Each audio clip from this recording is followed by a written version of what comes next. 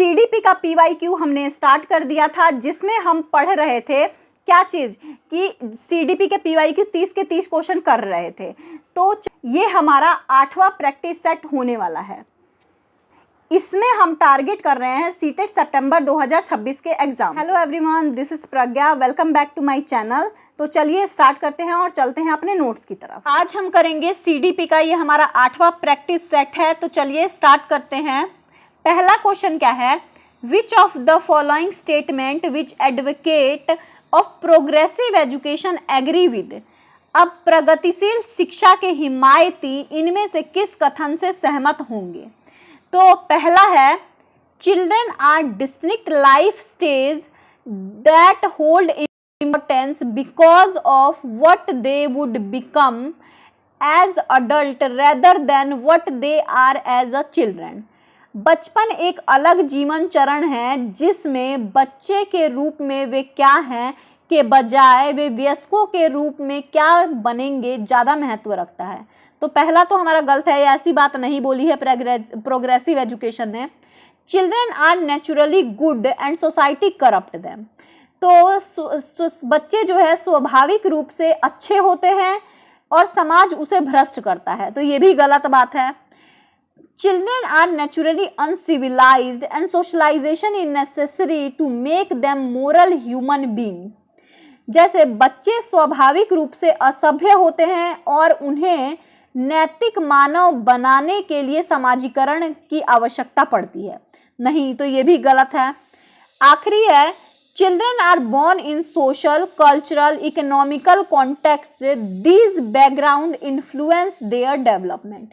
हाँ, तो ये बात ठीक है। यहाँ पे बच्चे एक सामाजिक, सांस्कृतिक और आर्थिक संदर्भों में पैदा होते हैं, यह स्पष्ट है।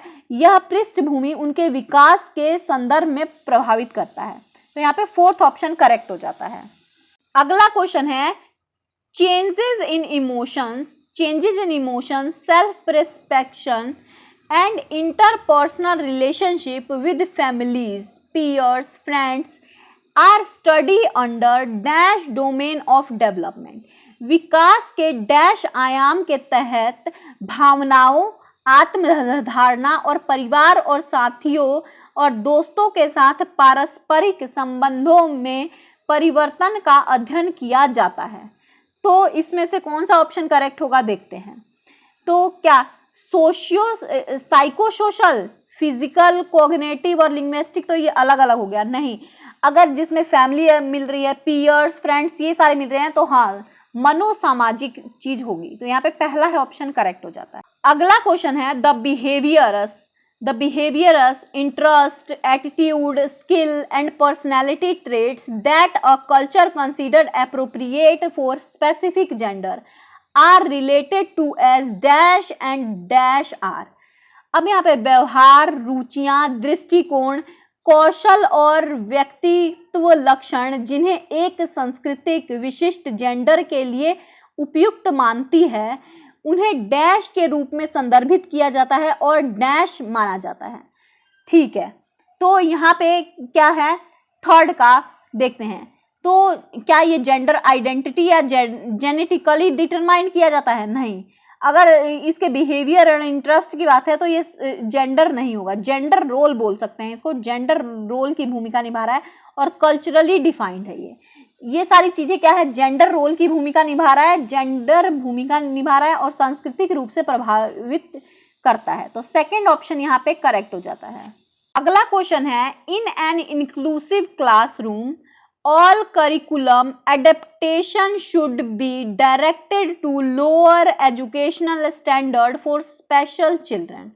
अब एक समावेशी कक्षा में सभी पाठ्यचर्या अनुकूलन शैक्षिक मानकों के विशेष बच्चों के लिए नियमित करने के निर्देश किया जाना चाहिए। नहीं, तो ये चीज नहीं है कि जो स्पेशल चिल्ड्रन हैं उन्हीं के अनुसार क्या है पाठ्य पुस्तक को बनाना चाहिए। तो यहाँ पे क्या है, पहला गलत हो गया। Special children do not have any potential to learning in mainstream classroom. विशेष बच्चों की मुख्य धारा की कक्षा में सीखने की कोई भी संभावना नहीं होती है। जो क्लासरूम में सीखने की उनकी संभावना नहीं होती है, तो ये भी गलत है। हाँ, वो सीख सकते हैं। तो इसीलिए पहला ऑप्शन ही करेक्ट होगा, दोनों ही। अगला क्वेश्चन क्या है, एज पर जीन पियाजे theory of cognitive development, Jean पियाजे के संज्ञानात्मक विकास के सिद्धांत के अनुसार कौन सा ऑप्शन इसमें से करेक्ट होगा वो देखते हैं।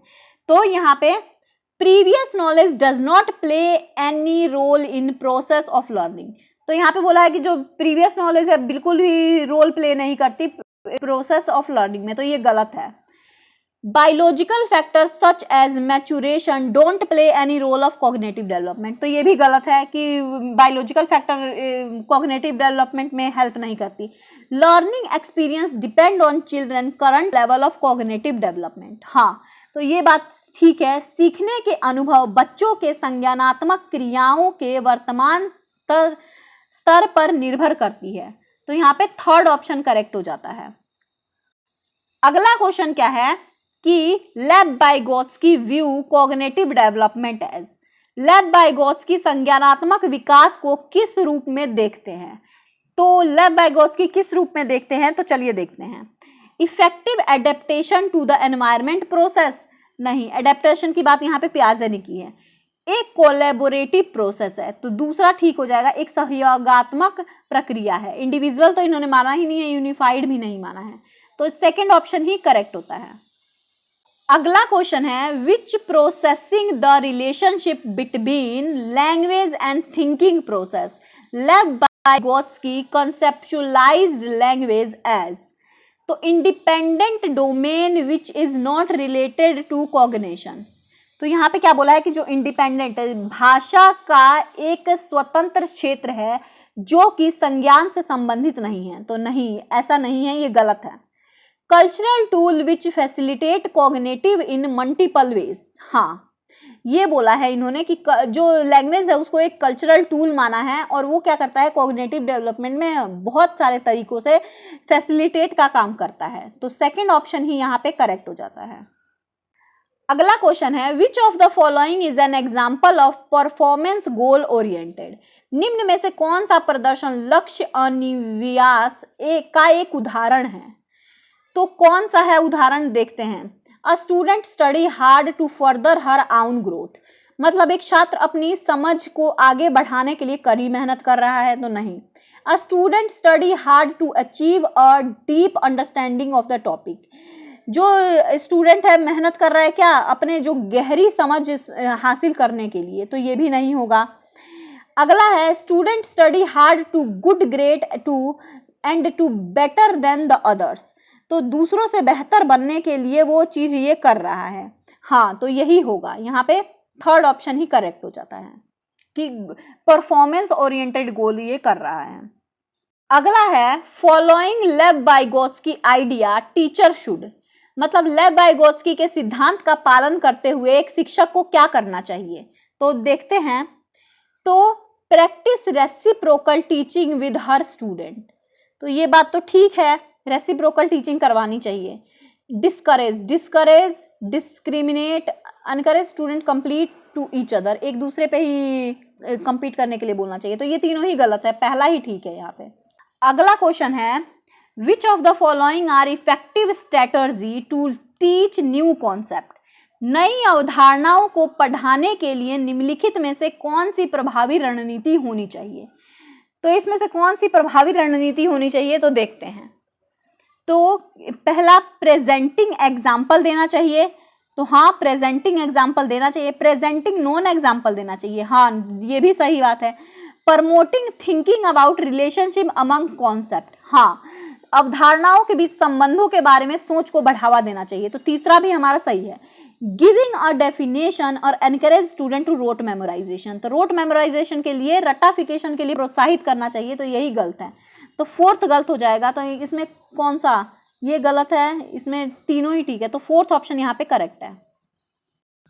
अगला क्या है, in which of the following method teacher and student interchange their role, अब यहाँ पे क्या बोला है कि निम्नलिखित में से किस विधि में शिक्षक और विद्यार्थी अपनी भूमिका का विनिमय करते हैं, मतलब अपना रोल ही चेंज कर लेते हैं, कौन सी विधि है ऐसी, तो क्या है, चेंज कर रहे हैं, रेसिप्रोकल टीचिंग है, यहाँ पे रेसिप्रोकल टीचिंग है, पहला ऑप्शन ही करेक्ट हो जाता है।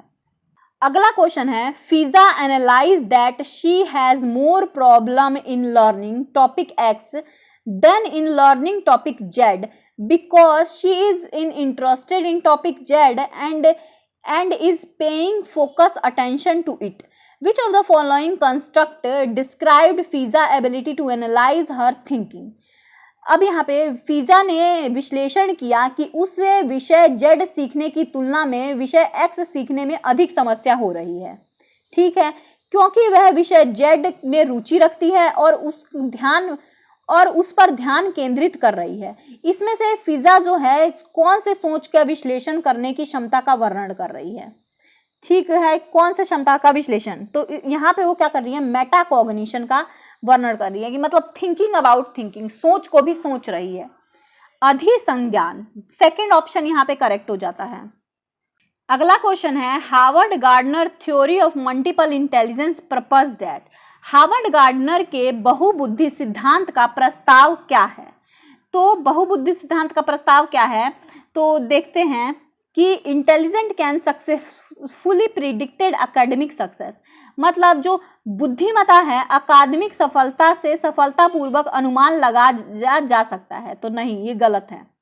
इंटेलिजेंस चेंज ओवर टाइम, हाँ ये बात ठीक है, दूसरा ऑप्शन ही करेक्ट होगा कि जो इंटेलिजेंस है टाइम के साथ साथ चेंज होता रहता है। अगला क्वेश्चन क्या है, while there exist a possibility of intra group individual differences yet most student with autism. हालांकि अंतर समूह व्यक्तिगत विभिन्नताओं की संभावना मौजूद है, फिर भी स्वाधीनता वाले अधिकांश विद्यार्थी हैं। तो अब इसमें क्या बोलते हैं कि अब ये कैसे विद्यार्थी हैं? तो पहला ऑप्शन देखते हैं कि perform superior skill and imaginative play, काल्पनशील खेल के उच्चतर कौशलों को प्रदर्शन करते हैं, तो ये गलत है। Acquire advance social emotional reciprocity, तो नहीं, ये भी गलत है। डेमोन्स्ट्रेट एडवांस कम्युनिकेशन स्किल, इनके अंदर कम्युनिकेशन स्किल्स एडवांस है, नहीं। Express strict an adherence to routine और स्टेप, हाँ दिनचर्या और या चरणों की सख्ती का पालन करते हैं, तो ये बात ठीक है, फोर्थ ऑप्शन करेक्ट हो जाता है। अगला क्वेश्चन क्या बोला है, creating an environment of fear and stress keeps student on their toys and facilitate meaningful role in learning, है ना, मीनिंगफुल इन लर्निंग। तो इसमें क्या बोला है, भय तनाव का वातावरण बनाना छात्रों को सचेतन और हरकत तैयार रखता है और सार्थक सीखने में सुविधाजनक करता है, तो ये बात गलत है, डर और उसका भावना नहीं रखना चाहिए। Learning is governed only by extrinsic factor, जो लर्निंग है अधिगम है केवल बाहरी कारकों से ही नियंत्रित होता है, तो ये दूसरा भी गलत है। तो हमारा पहला ऑप्शन ही करेक्ट हो जाएगा क्योंकि दोनों ही गलत है।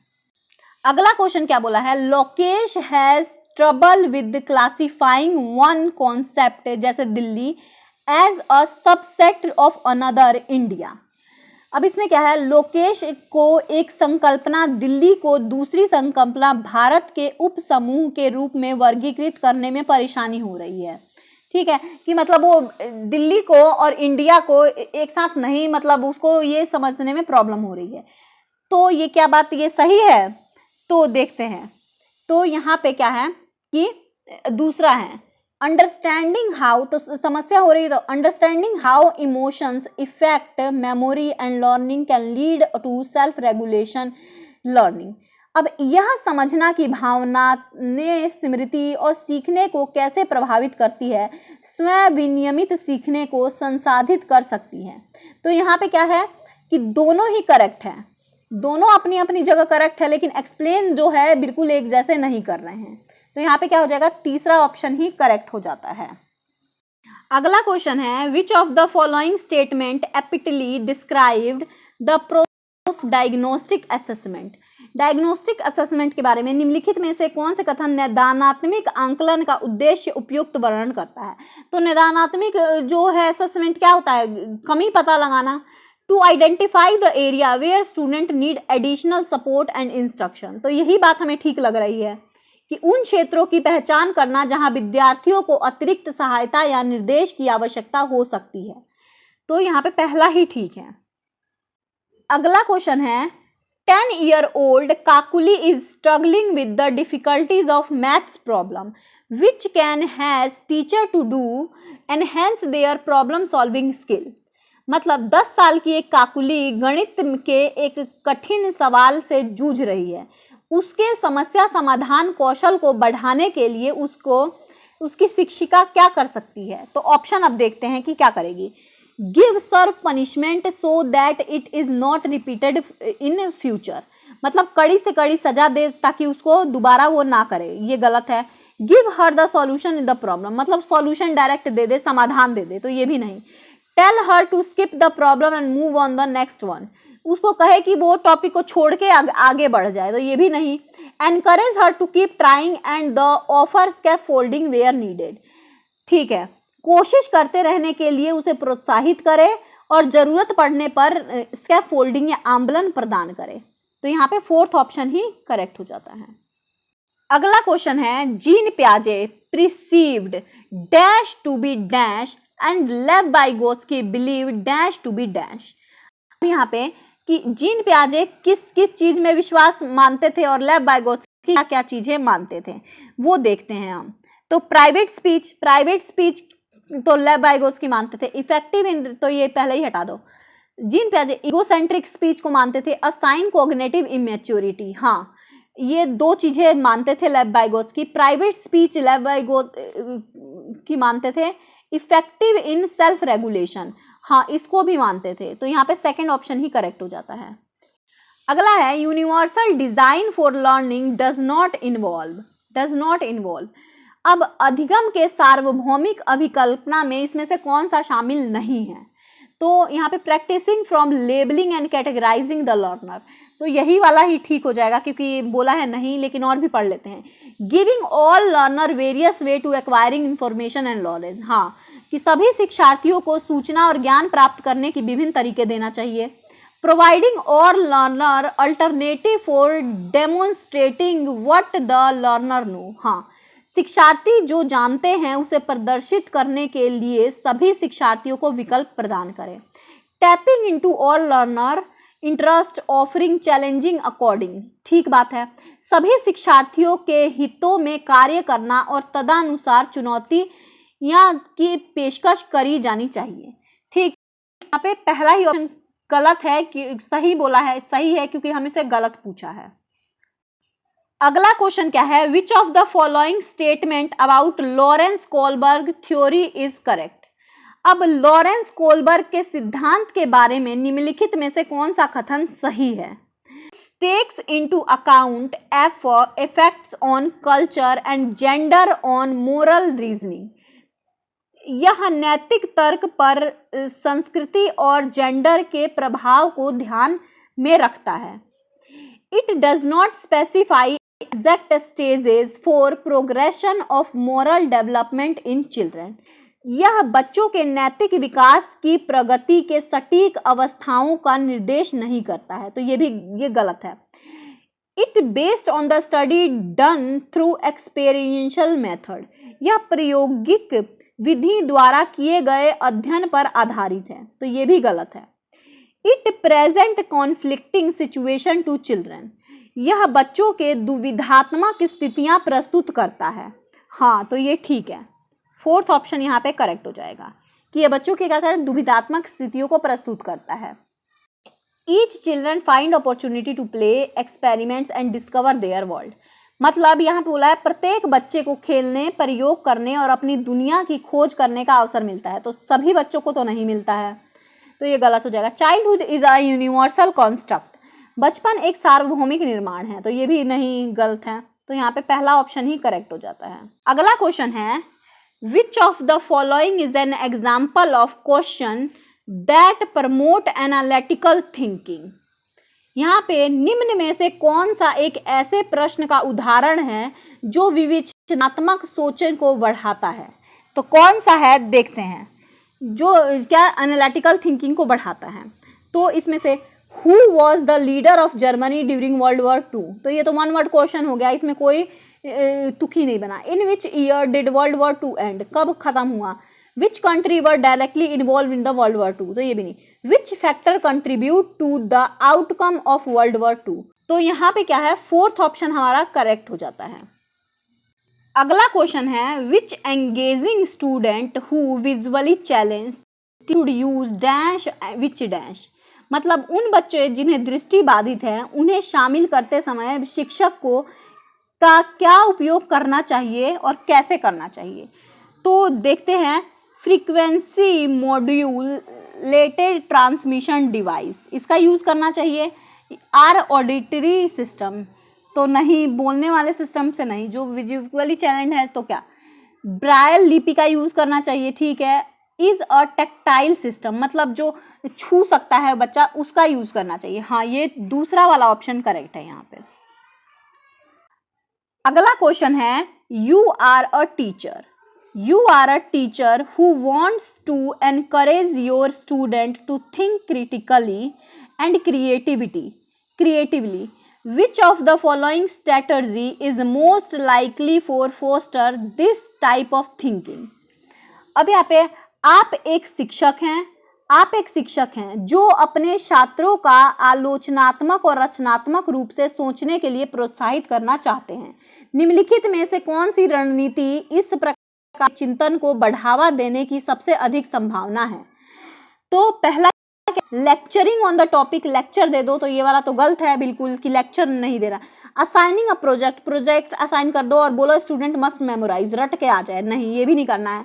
Providing student which open ended question to come up with their own solution, मतलब छात्रों को उनके अपने समाधान खोजने के लिए खुले सिरे वाले प्रश्न प्रदान करें। तो यहाँ पे ये वाला ठीक है, थर्ड ऑप्शन करेक्ट हो जाता है। ओपन एंडेड क्वेश्चन दे दो, मल्टीपल चॉइस क्वेश्चन भी नहीं देना है। अगला क्वेश्चन है which of the following is an example of assessment for student learning? निम्न में से कौन विद्यार्थियों में सीखने के लिए आंकलन का एक उदाहरण है? तो कौन है ये देखते हैं। A rubric given to student at a beginning of project outline what they need to do achieve a certain grade। एक परियोजना की शुरुआत में छात्रों को दिया गया रूब्रिक यह रेखांकित करते हुए कि उन्हें ये निश्चित ग्रेड प्राप्त करने के लिए क्या करना चाहिए। तो ये बात ठीक है, हाँ, तो यही लग रहा है हमारा पहला ऑप्शन ही करेक्ट हो जाता है। फाइनल एग्जाम या क्विज, ब्रेनस्टॉर्मिंग, स्टैंडर्डाइज टेस्ट, तो ये सब गलत है। अगला क्वेश्चन है as compare to boy girl have an innate tendency to affected more by social and cultural factor. अब लड़कों की तुलना में लड़कियों में सामाजिक और सांस्कृतिक कारणों से अधिक प्रभावित होने की जन्मजात प्रवृत्ति होती है। तो नहीं, ये चीज़ गलत है। Girl are genetically more sensitive and emotionally weaker than boys, making it more likely from them of conform to social experience। लड़कियां अनुवांशिक रूप से लड़कों की तुलना में अधिक संवेदनशील और भावनात्मक रूप से कमजोर होती हैं, जिसके कारण उन्हें सामाजिक अपेक्षाओं के अनुरूप होने की संभावना अधिक होती है। तो ये भी गलत बात है, तो यहाँ पे दोनों ही गलत हो जाएगा, पहला ऑप्शन करेक्ट हो जाता है। अगला क्वेश्चन है 12-year Amna get scared every time to the teacher ask her to answer और solve the math problem on the black board because she fears that the teacher will scold her and she would be embarrassed. तो यहाँ पे क्या बोला गया है कि 12 साल की अमना हर बार डर जाती है जब शिक्षिका उसे ब्लैक बोर्ड पर गणित की समस्या का जवाब देने और हल करने के लिए कहती है, क्योंकि उसे डर है कि शिक्षिका उसे डांटेगी और वह शर्मिंदा होगी। तो ये बात क्या, तो देखते हैं, तो ये चीज़ ठीक है ना। When students feel unsafe and anxious, their learning inadvertently affected। अब जब छात्र असुरक्षित और चिंतित महसूस करते हैं तो उन्हें शिक्षक का प्रतिकूल प्रभाव पड़ता है। हाँ, ये बात भी ठीक है। तो यहाँ पे क्या है, तो यहाँ पे पहला भी ठीक है, दूसरा भी ठीक है और एक्सप्लेनेशन भी करेक्ट है, तो हमारा सेकंड ऑप्शन करेक्ट हो जाता है। अगला क्वेश्चन है, a teacher want to enable meaningful and analytical learning in her class to provide opportunity for the student to connect their prior knowledge to new concept, which of the following teaching strategy would you most effective. अब एक जो शिक्षिका है छात्रों को उनके पूर्व ज्ञान से नई संकल्पनाओं से जोड़ने का अवसर देती है, प्रदान करती है, अपनी कक्षा में सार्थक सीखने व विवेचनात्मक सोच को समझ बनाना चाहती है। निम्नलिखित में से कौन सी शिक्षण राजनीतिक सबसे प्रभावी होगी? तो चलिए देखते हैं। Providing student with a step by step guide on how to complete a task, तो ये वाला तो नहीं है। लेक्चरिंग, लेक्चर देना भी ठीक नहीं है। Assign student to read textbook, textbook सिर्फ पढ़ लो, ये भी नहीं। Ask student to share their own experience related to new material and the connect them to the topic, हाँ, तो ये फोर्थ ऑप्शन ही करेक्ट होगा। ये हमारा आज का लास्ट क्वेश्चन होने वाला है, तो चलिए देखते हैं। In an inclusive classroom the teacher, एक समावेशी कक्षा में शिक्षक कैसा है? Tries to encourage children to do better by promoting competitive spirits, प्रतिस्पर्धा की भावना को बढ़ावा देकर बच्चे को बेहतर करने के लिए प्रोत्साहित करने की कोशिश करता है, तो ये बात नहीं, ऐसा तो नहीं है। Identify defect in children and correctly labelled them, label भी करना गलत है। सेग्रीगेट चिल्ड्रेन, सेग्रीगेशन भी गलत है। Modify the curriculum and pedagogical strategy to suit varied need of children, बच्चों की विभिन्न आवश्यकताओं के अनुरूप पाठ्यचर्या शैक्षणिक राजनीतियों के संशोधित करता है, तो हाँ, ये फोर्थ ऑप्शन ही करेक्ट होगा हमारा। इसी के साथ हमारा ये टॉपिक कंप्लीट होता है। तो ये 30 के 30 क्वेश्चन यहीं पे कंप्लीट होते हैं। आई होप ये वीडियो आपको इन्फॉर्मेटिव लगा होगा। मिलते हैं नेक्स्ट टॉपिक के साथ नेक्स्ट वीडियो में। Thank you so much.